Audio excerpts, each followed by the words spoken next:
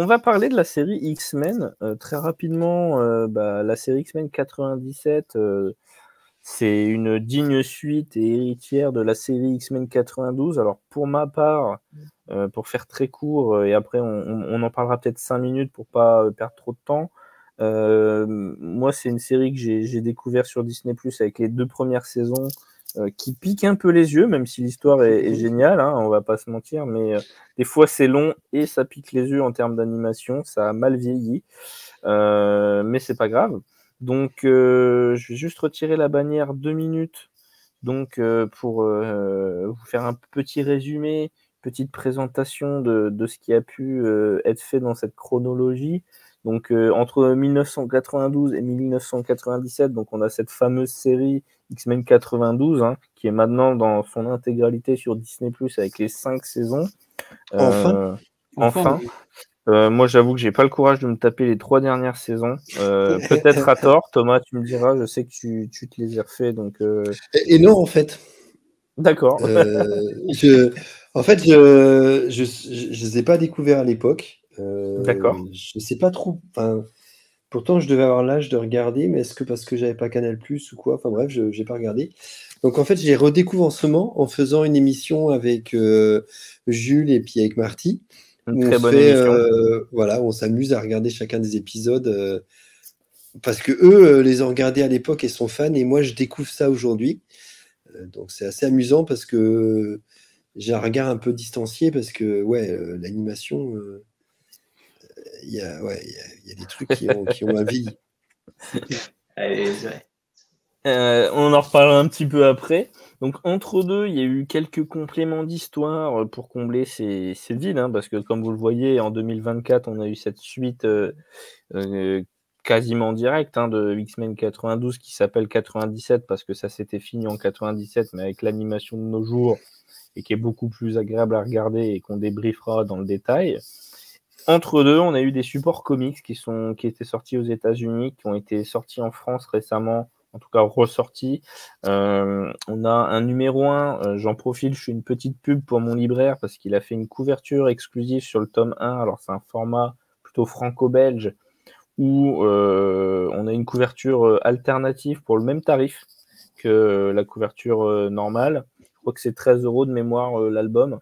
Et on a donc une BD sur la suite indirecte, hein, de 92 et qui reprend. J'avoue que j'ai pas encore eu le temps de la lire. Et il y a eu un tome 2 qui est sorti également chez Panini pour le même tarif. Donc c'est un format plutôt BD franco-belge qui s'adresse peut-être à de la jeunesse, hein. J'avoue que j'ai pas eu l'occasion de m'y plonger. Mais voilà. Donc il y a eu des petits apartés en comics. Donc c'est bien, on revient aux sources. Et après, donc, il y a cette fameuse série sur laquelle on a décidé de débriefer pour cette dernière demi-heure pour en parler un petit peu dans le détail. Donc, on va peut-être commencer très rapidement à parler de cette série dans les années 92, pardon. Toi, Romain, le doc, t'en étais où dans cette série? Tu t'avais suivi un peu cette première série ou pas forcément? Ouais, le problème c'est que je l'ai suivi en étant môme. Donc, D'accord. je me rappelle plus où on en est. Si je me rappelais vaguement de ce qui se passait, effectivement, je l'ai pas. Je crois que j'ai dû revoir 2-3 épisodes. Effectivement, l'animation a pris un coup, ça c'est obligatoire. Moi, c'est l'animation qui m'a donné envie de voir des X-Men quand j'étais môme, qui m'a donné envie plus tard de reprendre les comics, etc. Donc, forcément, j'en garde un super souvenir. Le générique est incroyable et à chaque fois, il fait son effet. Donc, je me rappelais un petit peu avant d'entamer X-Men 97. Et puis, bon, c'est l'équipe très connue finalement, qui est reliée à Genèse Mutante au niveau des costumes, au niveau des personnages. J'avais déjà ces bases-là, donc pour entamer X-Men 97, c'était plutôt cool. Et les histoires étaient très bien. Je trouvais que les personnages, dans ce que j'ai lu après dans X-Men, étaient vachement transposables sur X-Men 92. Donc voilà, un très bon souvenir. Je les ai pas revus depuis, si ce n'est 1 ou 2 épisodes comme ça, mais une très très bonne animation sur le fond. Après, bien évidemment, sur la forme, ça a vieilli. Ouais, on est assez d'accord là-dessus. Et toi, GD Comics? Ouais, bah moi, j'ai connu la série 92 j'ai regardé quelques épisodes, pas la série complète, mais c'était assez disparate. Enfin, je prenais un épisode random à chaque fois. Comme je connaissais jamais l'heure à laquelle ça débarquait, donc je pouvais pas toujours suivre. Mais j'aimais bien l'histoire, j'aimais bien ce qui était raconté. C'était plutôt une bonne équipe et je la regardais comme ça. Enfin voilà. C'était sans forcément mon dessin animé préféré, mais voilà, j'avais du plaisir à regarder la série. Effectivement, le générique qui est oufissime, faut dire ce qui est. C'était un truc de dingue. C'est la musique des X-Men. Ça, y a pas photo. Ah, ça a C'est la marqué une musique. génération, ça c'est Ouais, sûr. celle-là, ouais. Elle marque même le X-Men, hein, la musique, le générique qu'ils ont fait. C'est clair. Ça marque vraiment le X-Men, quoi. Et toi, Thomas, donc tu nous parlais justement du fait que tu les as finalement découverts sur le tard, un peu comme moi. Bah, il y a 2 ans, depuis que j'ai commencé à faire des émissions, en fait. Euh, et bah, en fait, c'est très inégal. Il y a des trucs vraiment qui sont très sympas à regarder. Et il y a d'autres. Bah, c'est un peu what the fuck maintenant, quoi. Quand tu regardes ça avec un regard d'adulte, c'est un peu what the fuck. Mais moi, on se marre bien à les regarder, quoi. En plus, des fois, c'est marrant parce qu'à cause des emplois du temps, bah, je regarde l'épisode. On dit, ah bah, on va enregistrer cette semaine. Ah bah, d'accord, je regarde l'épisode. Puis on peut pas. Donc, en fait, il y a certains épisodes que j'ai regardé 3 fois. Et D'accord. donc, tu vois, tiens, cette semaine, je vais tenter en VO. Tiens, je vais tenter en VF. Donc, je me marre bien à les regarder, en tout cas. Moi, même si je trouve, bah, par exemple, la série animée Batman a mieux vieilli. Ah, clairement. Ça reste quand même très sympa à regarder. Et je passe un bon moment à les regarder. Bah, moi, par rapport à ce que je sais, même si j'ai pas la meilleure culture sur les mutants et les X-Men, le retour que j'en fais un petit peu de cette série, en tout cas des 2 premières saisons, mais je pense que c'est un peu pareil pour la suite, c'est que en fait, ils reprennent un peu les meilleurs arcs qui ont été conçus chez les X-Men, finalement, sur tout le pan de l'histoire depuis la seconde équipe à ce niveau-là. Et c'est un peu décousu dans le sens où il y a des gros changements. Par exemple, la première équipe, c'est pas l'équipe bleu et or comme on la connaît, avec justement Cyclope, Jean Grey, le Fauve avant qu'il soit tout poilu, Angel et Iceberg. Ils découvrent Angel dans une aventure un peu comme ça, mais on le connaissait pas avant. Et t'as beaucoup de mutants comme ça qui apparaissent, même sur, je crois que c'est sur Genosha, où tu les vois apparaître, et en fait, ils sont pas dans leur continuité, et je trouve ça assez drôle et à la fois assez particulier. Bon, ça s'explique par certaines choses, parce que quand on connaît un peu la production des dessins animés de l'époque, même si c'est toujours le cas maintenant, mais beaucoup moins, on va se concentrer plus sur la qualité et créer un show de qualité, c'est que bah, c'était typiquement pour vendre des jouets. Et c'était l'objectif aussi, c'est ce qui a créé Transformers, G.I. Joe, ce qui a fait qu'il y a eu des comics par la suite. Mais c'est vrai que moi, c'est là où justement, je trouve ça un peu dommage, là où la série Batman était précurseur, justement, et tu m'ôtes un peu les mots de la bouche là-dessus, c'est que en fait, ils ont créé des jouets par la suite avec je sais plus quel fabricant, et tu avais de temps en temps un costume qui apparaissait de Batman qui a servi peut-être sur un épisode, si ce n'est moins. Et par contre, c'était pas concentré sur le fait de mettre en avant des figurines ou autre chose, mais d'abord de raconter quelque chose plutôt que vendre un jouet. Là, tu as l'impression que c'est un mélange des deux, contrairement à la série Batman où effectivement c'était vraiment Pour moi, raconter une histoire. c'est un choix visuel. C'est-à-dire que X-Men, ils ont choisi de jouer sur la lumière, la couleur, Bien sûr. et les effets lumineux de l'époque, les flashs lumineux, etc. Alors que Batman, il y a vraiment l'idée de laisser beaucoup dans le noir, ce qui permet de gagner aussi de l'argent, en fait, parce que tu n'as pas besoin d'animer une rue sombre de nuit. Et en fait, ça vieillit mieux. Ah, on est d'accord. Mais je trouve que la nouvelle série, par contre, c'est autre chose, quoi. C'est que c'est à la fois un hommage à celle de l'époque, mais en même temps relié à la modernité, quoi. Et comme tu disais, ouais, c'est vrai qu'il s'inspire de certains morceaux d'arc, tout ça, mais dans la série de 92, c'est quand même un simple point de départ. Et après, il brode au-dessus Tout à fait. avec un espèce de mélange un peu parfois heureux et parfois boiteux. C'est-à-dire que tu vises les enfants, donc il faut quand même que ce soit simple, mais en même temps, tu veux préserver l'âme des X-Men. Donc tu as une espèce des fois de mélange C'est ça. où ils sont à Genosha en short et Gambit garde sa tenue de X-Men. Et en même temps, il y a une certaine violence et de racisme, etc. Donc c'est un mélange qui est étrange, mais qui se regarde encore très agréablement. Ah, mais c'est clair. Et bon, on va peut-être commencer avec toi hein, sur cette nouvelle série. Comment tu as appréhendé la chose, peut-être sur les premiers épisodes qui sont, à mon sens, peut-être ceux qui introduisent la chose et qui laissent même un petit épisode où je pensais à l'épisode où tu as Solar et Jubilé, qui est peut-être l'épisode qui laisse un peu de liberté et un peu moins de Épisode 4. Voilà, qui est un peu plus souple et qui sort un peu l'esprit du truc. Et après, les épisodes plus sérieux à partir de l'épisode 5. Comment toi, tu as appréhendé justement cette série? Est-ce que tu l'as regardé épisode par épisode quand ça sortait ou tu as regardé tout d'un coup? Comment tu as procédé à ta découverte? Alors, au départ, comme on faisait la série de 92 avec Jules et Marty, eux étaient à fond. Et moi, je m'étais dit, bon, je vais faire comme eux, je vais regarder le premier épisode la semaine de sa sortie. Mais en étant un peu détaché, c'est-à-dire je m'étais dit, bon, si c'est un épisode cool, voilà. Et en fait, ça a été une grosse claque. C'est-à-dire que dès le début, j'y étais dedans, et toutes les semaines, c'était mon petit plaisir de la semaine, je me pesais mon épisode. Parce que ce que j'ai trouvé génial, c'est que ils sont à la fois dans la continuité de 92, puisque c'est vraiment l'histoire 5 ans après. Donc ça spoil quelques petits trucs, mais bon, ça ne m'a pas dérangé.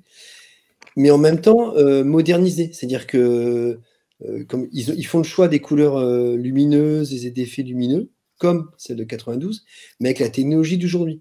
C'est-à-dire que je trouve que l'animation est fantastique, quoi. Les combats sont très souvent hyper bien faits. Le rythme est très rapide. Les histoires sont beaucoup plus matures. Je ne sais pas trop ce qu'ils visent comme public, mais pour moi, ils visent les adultes et les nostalgiques de la première série. Clairement. Ouais. Mais c'est vachement bien, quoi. Et quand tu es fan des comics, ce que je trouve génial aussi, c'est l'espèce de mélange entre le respect des comics d'origine et en même temps mis dans un autre, présenté d'une autre manière. Zéro tolérance, par exemple, les 3 derniers, c'est à la fois les comics d'origine, mais mélangé avec un autre crossover qui s'appelait Attraction Fatale, et avec leur propre version.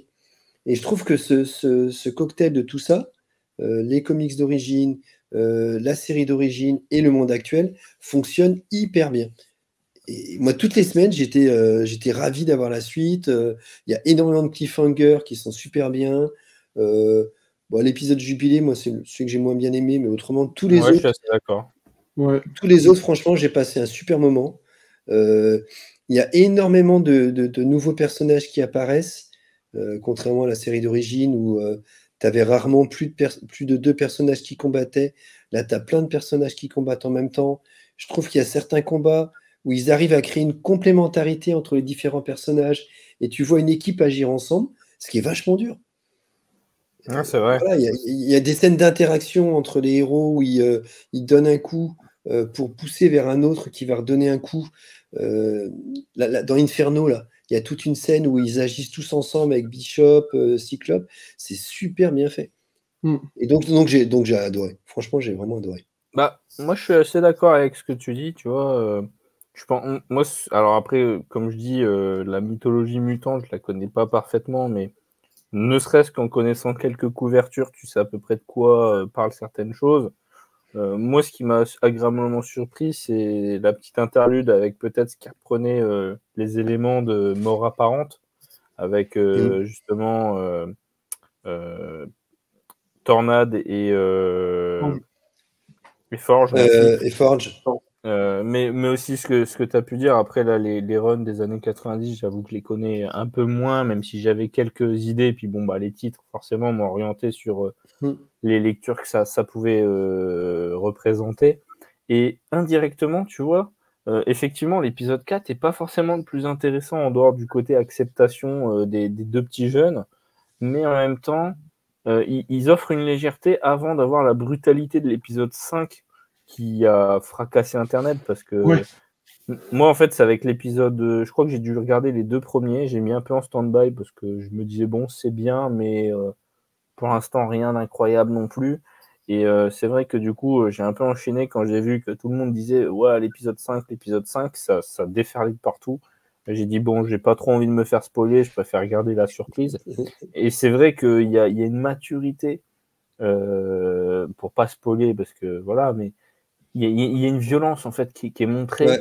Et en même temps, j'ai l'impression qu'en fait, effectivement, tu peux montrer ça à des enfants, ça peut les sensibiliser et sans les effrayer. Et par la même occasion, bah, tu perds un personnage ça fait mal. Et en même temps, tu as cette maturité de dire, bah, on ne prend pas pour un con, quel que soit l'âge que tu as quelque chose de sérieux, avec des vrais enjeux, et tu comprends en fait ce que c'est que d'être un mutant et de vivre avec ses problèmes.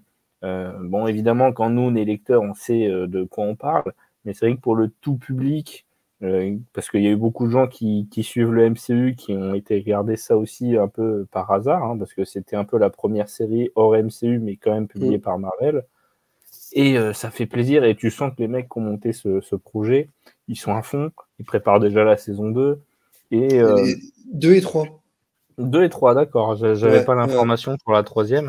Mais en tout cas, tu sens que les mecs sont fans, c'est des gens qui prennent le plaisir de faire ça. Et qui donnent tout leur amour des X-Men et des comics pour avoir une production haut de gamme, quoi. Et souvent, les reboots de dessins animés, je prends d'autres exemples, hein, peut-être un peu pourris, mais je prends Inspecteur Gadget ou d'autres conneries comme ça. Les reboots sont jamais bons. Et là, pour une fois, j'ai l'impression que c'est pas juste pour les fans, c'est vraiment... Enfin, c'est pas du fan service, en se disant, bon, bah, c'est la nouvelle génération, c'est refait, mais l'animation est belle, et ça rend un hommage à ce qui a été fait avant, et c'est même meilleur. Et ça fait plaisir. Bien sûr. Et voilà. Maintenant, je vais peut-être laisser... Tu parlais, je vais juste dire, vas-y. tu parlais de la violence. Je sais pas si tu as remarqué les effets des pouvoirs de Wolverine dans la série d'origine, quand il sort ses griffes. Ouais. Bah, en fait, il n'y a jamais de sang. Il tue jamais personne, en fait. Ouais, c'est vrai. Ou alors des sentinelles, mais il n'y a jamais de sang. Alors que là, ça découpe, quoi. Ouais. Ça, c'est intéressant, parce que je sais déjà quelques commentaires que vont faire mes collègues, donc c'est très intéressant ce que tu dis. Ah oui. Je vais laisser mes collègues peut-être prendre la parole. G ou Romain, qui préfère? Allez, vas-y. Ah, c'est gentil. Là, sur tout ce que vous avez dit, moi, je trouve que le public qui est touché, c'est pas forcément des jeunes. Là, comparé à vraiment, je trouve, la série de 92. Après, il y a deux grilles de lecture. Quand tu es jeune, tu vois ça, c'est génial. Mais quand tu connais un peu les X-Men, que tu es un peu plus mature, c'est d'une violence inouïe dans les mots, dans la discrimination et dans ce qu'on peut voir. Moi, j'ai été vraiment choqué, mais dans le bon sens. C'est-à-dire que cette série, c'est un vrai message de réflexion sur la société, sur comment ne pas discriminer les gens, sur le simple fait qu'ils sont un peu différents pour un gène qu'ils ont en plus. Ça renvoie à beaucoup de choses déjà, rien que dans l'actualité, mais une manière générale de notre conception de la vision de l'autre et des différences. Donc ça, c'est admirablement traité, et je pense que c'est le meilleur hommage qu'on peut faire aux X-Men. Et quand tu disais que c'est fait par des fans, mais tellement... En fait, les mecs, quand ils font Life and Death, ils prennent l'essence même de mort programmée et ils le font de la meilleure des manières. L'épisode 4, je suis d'accord avec Thomas, pour moi, c'est celui que j'aime le moins. Pour autant, ça replace quand même le Mojo World. Donc, c'est aussi une étape une des étapes importantes qui jalonne tout l'histoire des X-Men. Oui, et ça chaque- intensifie la violence aussi derrière, parce que tout le monde se dit, bon, ça va être léger, et en fait, t'as un truc Pas beaucoup du plus tout. balèze. Pas En du fait, tout, tu mais- descends le niveau de sérieux pour remonter sur un truc, mais incroyable. Ah, mais c'est clair. Et chaque épisode est une référence à un des runs cultes des X-Men. Et c'est là, pour le coup, c'est encore une fois, je vais utiliser ce terme-là, mais c'est une masterclass à chaque épisode. Et c'est d'autant mieux que, en fait, Marvel, avec cette série d'animation, a fait ce qu'on attend depuis X temps sur les films, c'est d'avoir une adaptation d'un comics avec l'essence même du comics, sans pour autant que ça soit pompé, sans pour autant que ça soit totalement divergent avec l'histoire de base. En fait, ils ont fait ce qu'il fallait faire. Alors, peut-être que l'animation te permet aussi d'avoir cette liberté-là. Ça, c'est possible aussi. Parce qu'avec l'animation, il y a des choses que tu peux plus facilement faire, où tu as moins de contraintes aussi d'ego des personnages, parce qu'il y a certains personnages qui sont plus mis en avant que d'autres, et quand tu dois créer une grosse équipe comme ça, c'est compliqué quand tu as des personnages humains, quand tu fais du live action, de mettre en avant certains acteurs par rapport à d'autres.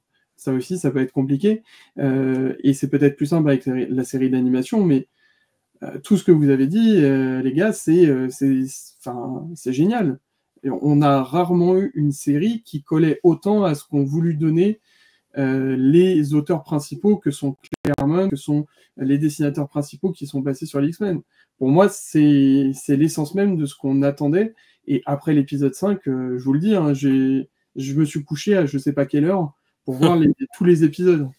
Oui, parce qu'il l'a regardé au dernier moment pour préparer l'émission. Hein. En fait, je savais très bien que ça allait. Je savais bien que si je regardais la série épisode par épisode, j'aurais été frustré. Donc, j'ai préféré attendre, ne pas me faire spoiler. Je peux vous dire que ça a été compliqué.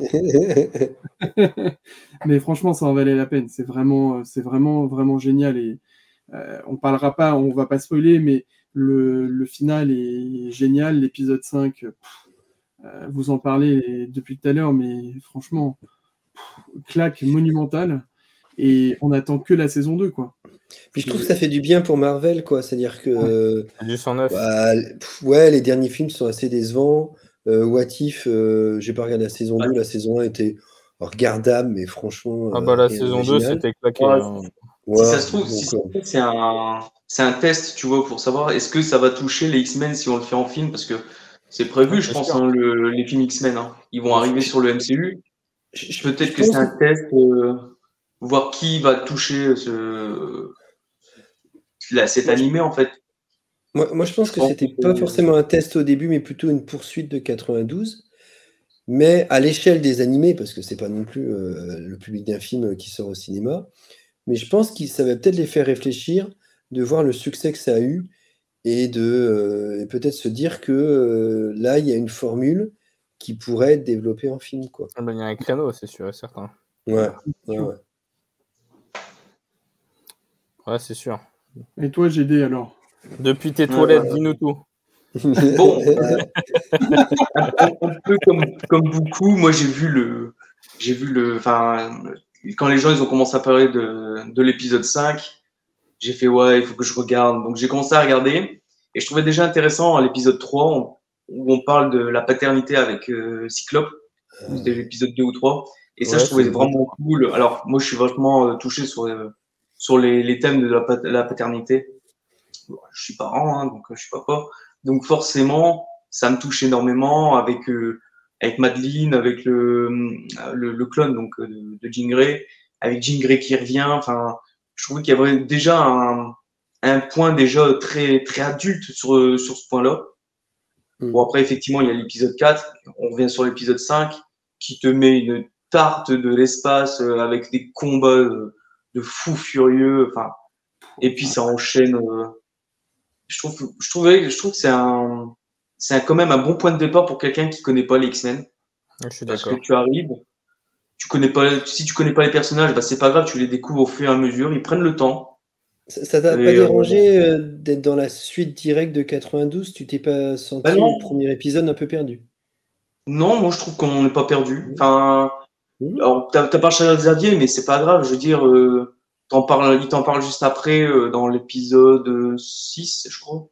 Bah, c'est dit Il assez semble. rapidement parce que de toute Ouais. manière, ils expliquent que Magneto reprend l'école suite à son C'est départ. ça. Donc, moi, je trouve Ouais, que justement, moi qui n'ai pas suivi toute la série, j'ai vu que les 2 premières saisons. Donc, même si j'ai été me spoiler pour découvrir un peu ce qui s'était passé, sincèrement, moi, le point de départ m'a pas choqué. C'est Non, vrai non que plus. après, moi, je pense que j'arrive à toujours bien me renseigner, donc pour pas être perdu. Mais c'est vrai Mhm. que j'ai pas eu l'impression. Après, est-ce que c'est un regard unanime de quelqu'un qui connaît pas grand-chose aux mutants? Peut-être pas. Mais honnêtement, moi, ça m'a pas choqué. Très bien. Parce que D'accord. moi, je me posais la question. Je me suis dit, Non, quelqu'un qui justement, et c'est absolument pas une critique prétentieuse, mais qui n'a pas toutes les références qu'on peut repérer, est-ce qu'il prend du plaisir à regarder tout ça? Donc c'est cool si tu as pris du plaisir, c'est vraiment bien, quoi. Moi, je pense que si tu as vu les films, ça suffit déjà, hein. Ça te donne déjà un bon ouais, point je Oui. pense. d'entrée. Même si tu sais que ça change, de toute façon, les films, c'est un peu le. Enfin, surtout chez les X-Men, il y a eu tellement de choses qui ont changé. Striker, il a 3 apparences différentes si tu suis toutes les chronologies. Et même dans le même film, ils arrivent à te faire venir l'ancien Striker qui est plus vieux alors qu'il est plus jeune. Enfin bon, c'est un bazar pas possible. T'as Non, 3 mais je pense physiques qu'après, différents de Striker dans le même film. C'est quand même dingue. Et pas une en plus correspond à la version du comics à la base. C'est ça qui est encore plus fou. Mais là, c'est pas pour faire la critique des films, mais honnêtement, tu as vu les films, tu as déjà un bagage. Après, moi, je trouve que la série, elle peut se regarder indépendamment de ce qui s'est fait avant. Après, si tu as vraiment du courage, et il faut du courage, il faut le reconnaître, c'est une bonne série, hein.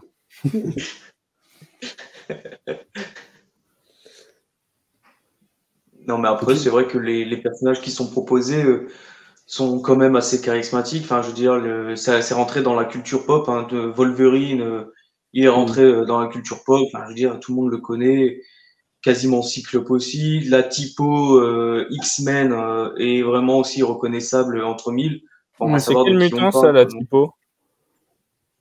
Hein? C'est quel mutant, ça, la typo? Je suis taquin, je suis désolé, je suis fatigué. Ouais. Tu as le droit. Mais De toute façon, tu non, pourras me casser la gueule samedi s'il faut, hein. c'est dimanche, jeune homme. Dimanche, merde. Non, et Mais puis, ouais, non, c'est. pardon, vas-y. Non, vas-y.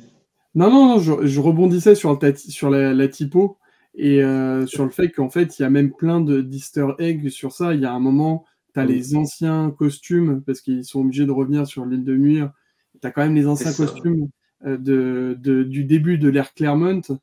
Enfin, c'est magique. Tu as en même temps des photos avec les costumes de la tout première équipe de 63. Tu as plein de Ouais, mais choses. c'est incohérent parce que la première équipe, ils se connaissent pas dans cette série. Oui, mais Oui. c'est comme l'épisode de Tornade et de ses pouvoirs, en fait. Oui, c'est ça. Elle bascule, son nouveau pouvoir, c'est de faire pousser ses cheveux et de retrouver une coupe de cheveux avec des cheveux longs, passer de la coupe punk à la truc. Et Ouais, mais elle c'est avait vrai plus ses pouvoirs à ce moment-là. ouais, c'est ça, c'est ça. Quand elle perd ses pouvoirs, elle a une coupe iroquoise, elle les retrouve, c'est un truc. Donc moi, je pense que je vais devenir mutant parce que je commence à perdre mes cheveux, donc il est temps que j'obtienne un peu de pouvoir parce que sinon, ça va pas aller. Mais non, mais ils ont un pouvoir, c'est qu'ils ont l'influence de la Turquie. C'est pour ça, en fait. Ah, Ça s'explique. Non, mais là aussi, tu vois, par exemple, sur Tornade, ils ont tellement compris le personnage à 100% sur comment elle est, sa fierté et en même temps son côté un peu claustro, le fait elle a toujours vécu avec ses pouvoirs, qu'elle se retrouve sans rien. Mais c'est monstrueux. Tous les personnages sont vraiment bien traités. La scène Et où elle est à encore. genoux, la scène où elle est par terre et elle se rend compte qu'elle contrôle plus les vents, je trouve Ouais. ça fantastique, quoi. C'est juste 3 mots, mais par l'animation et les dialogues, tu sens vraiment la personne désespérée à cette échelle de subir un handicap, en fait. Super. Non, et puis, faut quand même dire un truc, c'est que j'ai versé une larme sur un animé, tu vois. Donc, faut y aller quand même, tu vois, pour réussir à te transmettre autant d'émotions. Alors peut-être parce qu'aussi on connaît bien les X-Men, on est touché, mais au-delà de ça, il y a quand même beaucoup d'émotions, beaucoup de messages qui sont passés. Quand tu disais tout à l'heure, j'ai des comics par rapport à la paternité, cet épisode, il est merveilleux dans ce qu'il transmet.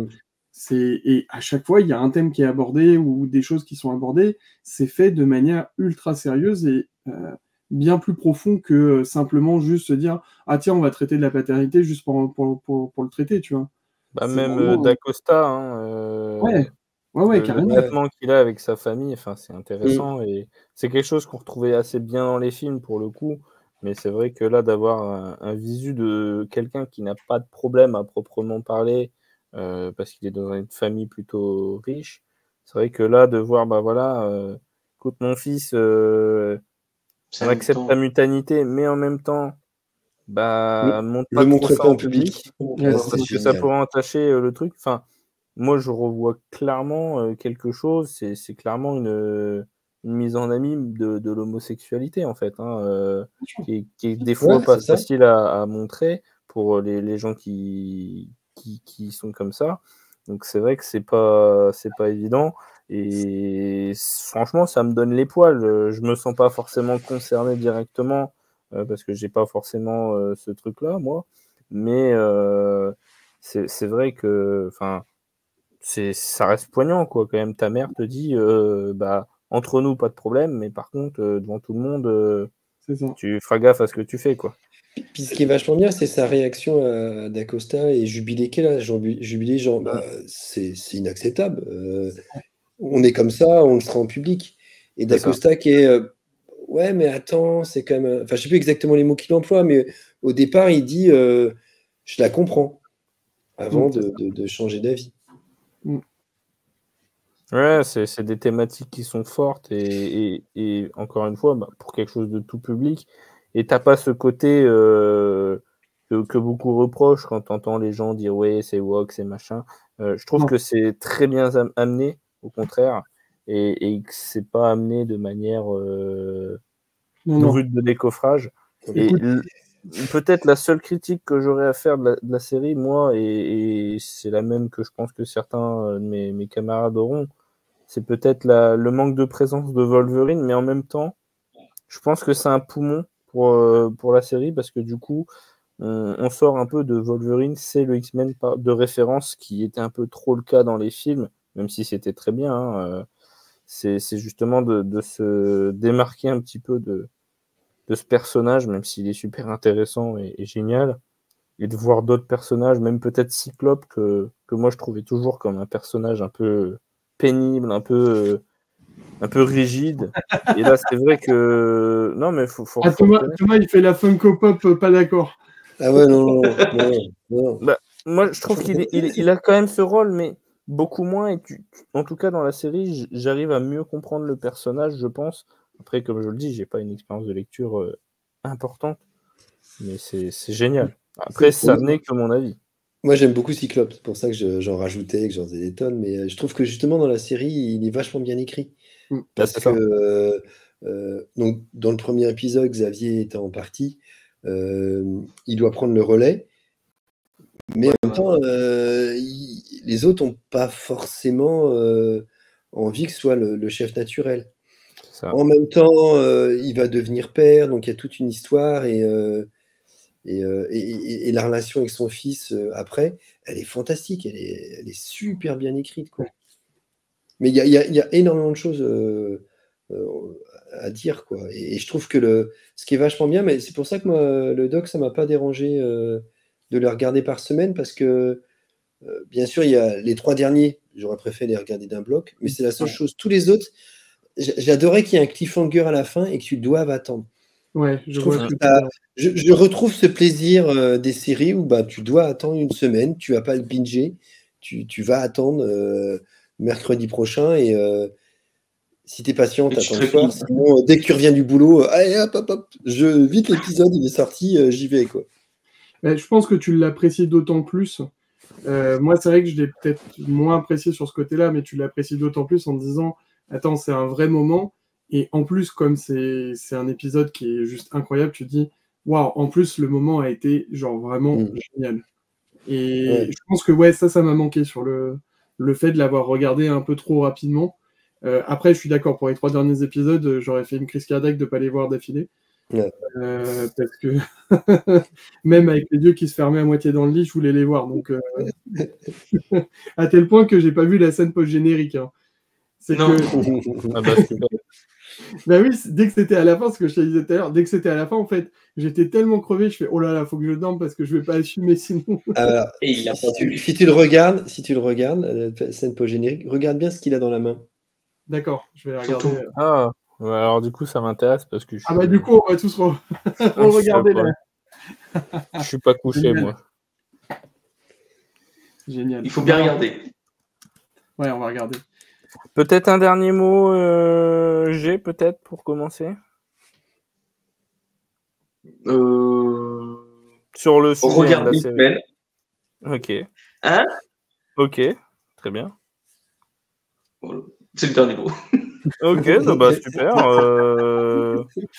Romain, un dernier mot peut-être sur la série 3 mots, violent, mais si bon. Et, Ça fait plus de 3 mots. Allez, c'est ouais, je fini. m'en fous, allez, on s'en fout. Non, mais voilà, une dernière phrase, parce que ce que tu disais tout à l'heure, c'est qu'en fait, tout est violent, mais pas forcément par les combats, par ce que ça dégage. C'est violent, réel, mais tellement nécessaire actuellement. Ok, et toi, Thomas? Vivement la suite. Ouais, je Ah suis oui. assez d'accord avec toi. Oh oui. Mais qu'ils prennent le temps quand même, qui Ah bâclent oui. pas le truc. Non, Mais, je pense qu'ils vont prendre le temps vu qu'ils ont bien fait les choses et que les gens étaient plutôt satisfaits des mecs qui étaient derrière ça. ouais. Ils vont pas faire n'importe quoi, en tout cas pour les premières saisons. Après, pour les futures suites, je sais pas, mais en tout cas, la saison 2, je doute qu'elle soit bâclée. Je pense aussi. Bah écoutez, moi j'ai pas grand chose de plus à redire. C'est une très bonne surprise, une très bonne claque, donc c'est parfait.